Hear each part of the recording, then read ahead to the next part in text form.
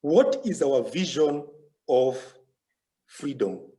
Because amongst the Maori, their leaders were very clear about what it means to be a self-determining society. They were very clear, and there were no compromises from what I saw, no compromises around that. But you are working within a coloniality of power. So what does self-determination, what does freedom mean within this coloniality of power? The tendency, unfortunately, is to mirror your oppressor.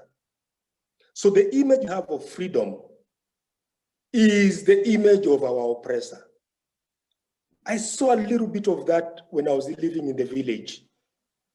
And when I read, of course, through my reading and experience, I could see a lot of that in many other parts of the world.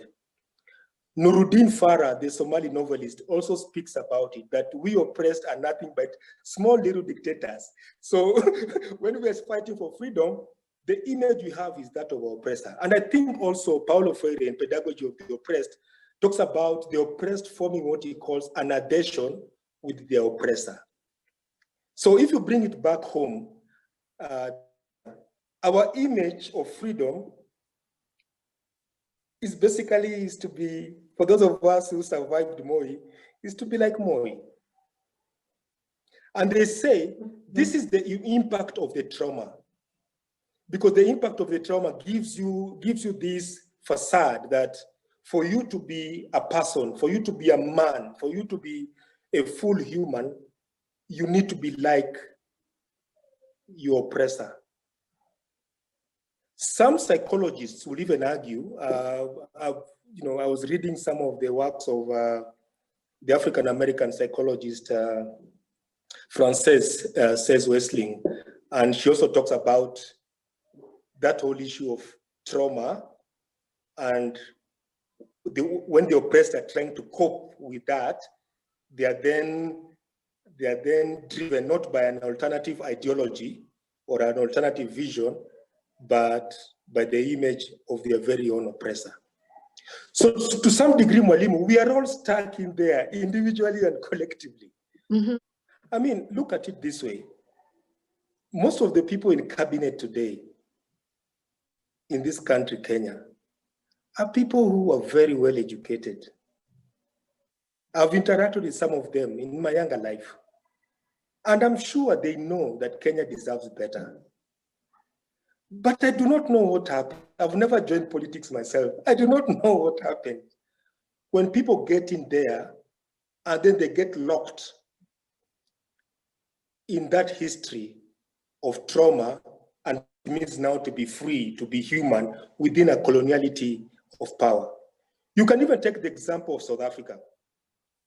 When I lived in Zambia, one of the things I really appreciated was interacting a lot with people from all over Africa, particularly from Southern Africa. And therefore, sometimes I would just ask my class to try and help me understand the levels of violence in South Africa. And they made very interesting distinctions in most of their essays and the conversations in class. The African National Congress, led by Mandela and others, are really not fighting for freedom. They were fighting for inclusion. There is a difference. When you are fighting for inclusion, you're basically saying, I am happy to sit at my master's table. I am happy to be able to share in whatever that is going on at that table. And the coloniality of power is not really opposed to that. But it gives us this false sense of freedom and healing and, we are doing okay.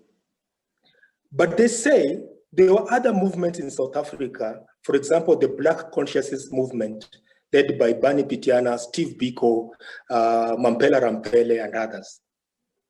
And they said, we should not let the oppression make us subhuman. We should not let oppression do that. And therefore, our first task in the liberation is our psychological healing. That is number one.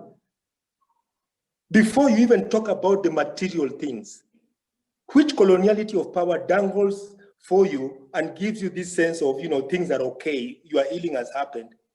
They said in the Black consciousness, psychological liberation was the first task.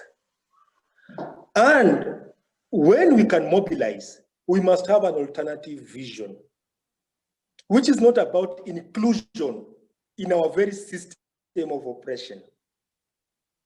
So if I bring it back home, Mwalimu, sometimes I see people, condemning Raila Odinga of ODM and others. And Mwalimu, I say, you know what?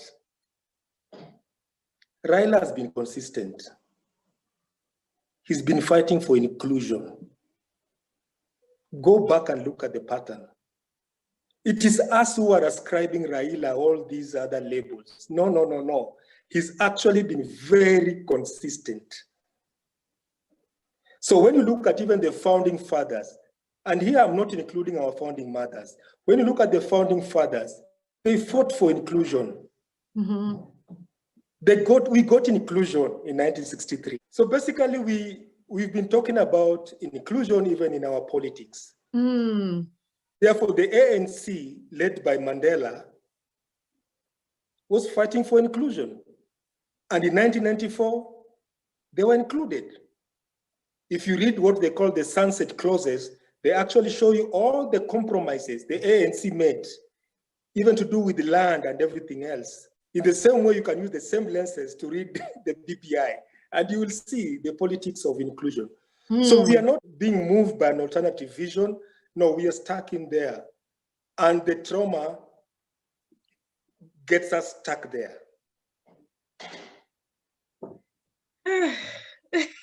That's a lot to take.